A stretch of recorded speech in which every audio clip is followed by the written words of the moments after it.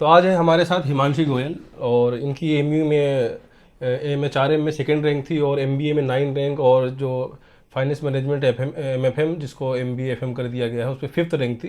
तो इनसे हम जानेंगे इनका एक्सपीरियंस, मतलब कैसे तैयारी करें, क्या किस चीज़ का ख्याल रखना चाहिए, और रैंक के लिए जब आप भागेंगे तो जाहिर सी बात सिलेक्शन तो आम बात होती है, तो इनसे हम जानेंगे एक्सपीरियंस। तो चलिए इनसे पूछते हैं। तो ये बताइए एमयू का ही आपने क्यों सोचा वैसे पहले तो, क्योंकि और भी सारी यूनिवर्सिटीज़ हैं। एएमयू एक सेंट्रल यूनिवर्सिटी है जी जो जी। बहुत ज़्यादा पॉपुलर है। अच्छा ऑल्सो अच्छा। मैं यहीं से बिलोंग करती हूँ और मुझे अभी सिटी नहीं छोड़नी अच्छा, आप थी। अलीगढ़ की रहने वाली हैं। अच्छा, तो इंटरनल थी आप एक्सटर्नल थी? एक्सटर्नल। कॉलेज कहाँ से हुआ है आपका? श्री वार्षणिक कॉलेज। अच्छा, ये अलीगढ़ में ही है। अच्छा अच्छा। तो अच्छा ही बताइए, आपने जैसे आपके एमबीए में हुआ 9 रैंक आई और एमएचआरएम में सेकंड रैंक जैसे आपने बताया, और एमएफएम जो फाइनेंस का है, जबकि एमबीए में ले सकते हैं उस पर आपकी 5th रैंक है, एमबीए ने डिवाइड कर रखा है। तो आपने एमबीए क्यों चूज़ नहीं करा, जब मेन तो उसमें भी ह्यूमन रिसोर्स आप कर सकती थी? जब मुझे पहले से पता है कि मुझे ह्यूमन रिसोर्स मैनेजमेंट करना है, अब हम स्पेसिफिक कोर्स में आप हाँ चलिए कि तो प्रॉपर उसी में चले जाओ? 100% श्योर थी यही करना है, तो फिर मैंने हम्म। स्पेशलाइजेशन चूज़ कर लिया। अच्छा अच्छा। एमयू जो फॉर्म भरते हैं अक्सर उनका जामिया भी रहता है कि जामिया भर दे रहे हैं, कहीं हो गया तो अपना चले जाएंगे, तो आपने जामिया क्यों नहीं भरा? Same reason, I do not want to leave the city yet. अच्छा अच्छा, अलीगढ़ से मोहब्बत है आपको। अच्छा अच्छा। तो ये बताइए कि इसमें मतलब जैसे आपने टेस्ट दिया तो सबका सिलेबस सेम था या अलग अलग रहता है एमयू का? सेम।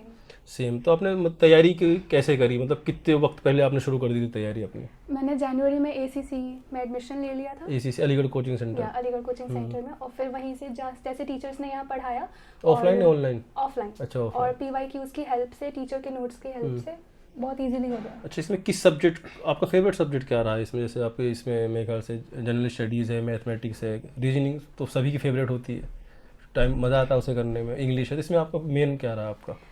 वैसे सबके कोई एक सब्जेक्ट फेवरेट होता है, हम्म। पर मेरे यहाँ चारों ही हो गए थे बिकॉज चारों टीचर अच्छा बहुत अच्छे थे, और अच्छा सब ने अच्छा। कोई एक ऐसा एलिमेंट ज़रूर डाला इसमें जिसने हम्म। मुझे चारों ही सब्जेक्ट को फेवरेट बना अच्छा दिया। अच्छा। स्पेशली जीके, इस पे जो सबको अच्छा, थोड़ी जीके सी। तो बहुत वाइड होती है, उसे कैसे आपने हैंडल करा? साबिर सर ने बहुत ही अच्छा पढ़ाया था, और उन्होंने जो पढ़ाया उसके आगे कुछ खास पढ़ने की ज़रूरत पड़ी नहीं अच्छा, थी। जो जैसे स्टूडेंट हैं और आने वाले, तो उनको मतलब क्या फोकस रखना चाहिए आपके हिसाब से?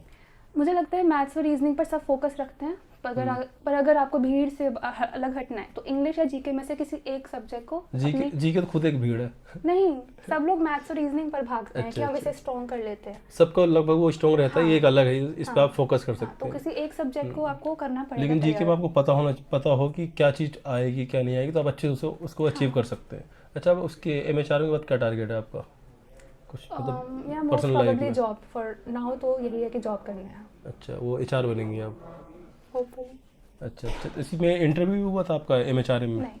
अच्छा, मेन एमबी में इंटरव्यू है। अच्छा, डायरेक्ट सिलेक्शन हो गया था आपका? हाँ, अच्छा अच्छा। तो फिर अब कैसा एमयू में कैसा एक्सपीरियंस है आपका? बहुत ज़्यादा अच्छा एक्सपीरियंस है, बहुत हम्म सारी नई चीज़ें यहाँ जाकर पता चलती हैं कि कैसे केवल बुक्स की तक की स्टडीज़ इज़ नॉट इनफ, हम्म और बहुत सारे एक्सपीरियंसेस मिलते हैं।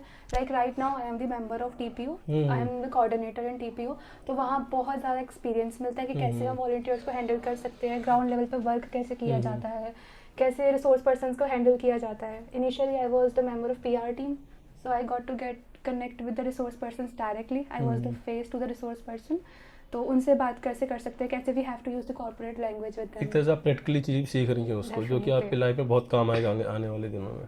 अच्छा, स्टूडेंट्स जो अभी आने वाले दिनों में जो ह्यूमन रिसोर्स में जाना चाहते हैं, बहुत से लोग करते हैं, तो इसमें आप क्या कहना चाहेंगे उनके लिए, मतलब किस चीज़ का ख्याल रखें? या फिर बहुत कई बार तो ऐसा होता है कि एडमिशन हो गया तो चलो जो मिल जाए वो ले लो, को एक्सीडेंटली बहुत से आ जाते हैं, तो मतलब आपका क्या पर्सपेक्टिव, क्योंकि आपका मेन मोटिव यही थे इस वजह से? अपना प्रायोरिटी एफएमएसआर रखें। मेरा तो पर्सनल चॉइस एमएचआरएम लेना था, बट आई वुड सजेस्ट कि एफएमएसआर ही रखें, और आप। ये है कि एमबीए के थ्रू आप आए डायरेक्ट? हाँ, वहीं से आए ये तो मैं ज़्यादा एम बेटर है। इसलिए बोल रही हूँ क्योंकि यहाँ पे डिपार्टमेंट जो है एमयू का, एमबीए उसका डिपार्टमेंट बिल्डिंग का नाम है, तो इस वजह से मेन एमबीए का जिक्र है, वो कोई और नया कोर्स मत समझ लीजिएगा। ये चीज़ है, एफएमएसआर का जनरल एमबीए, उसे आप प्रायोरिटाइज करके रखें। ये चीज़ है। लेकिन वहाँ इंटरव्यू भी फोकस करना पड़ेगा 25 नंबर का। हम्म। आफ्टर सिलेक्शन 100 नंबर का आपका रिटर्न होता है, उसके बाद 25 नंबर का आपका इंटरव्यू करना पड़ेगा। चलिए, बहुत बहुत शुक्रिया। ये मेन था कि स्टूडेंट सीखें आपसे, क्योंकि जो टॉपर होते हैं, रैंक होल्डर होते हैं, उनसे जो नए स्टूडेंट होते हैं बहुत कुछ सीखते हैं, किसी चीज़ का ध्यान रखें, किसी चीज़ का ना रखें, और भी जो सवाल आने वाले दिनों में होंगे वो भी हम फिर पूछेंगे। तो ऐसे किसी और नए टॉपर से मिलते हैं जो आपके रैंक होल्डर रहे हों। तो चलिए, मिलते हैं।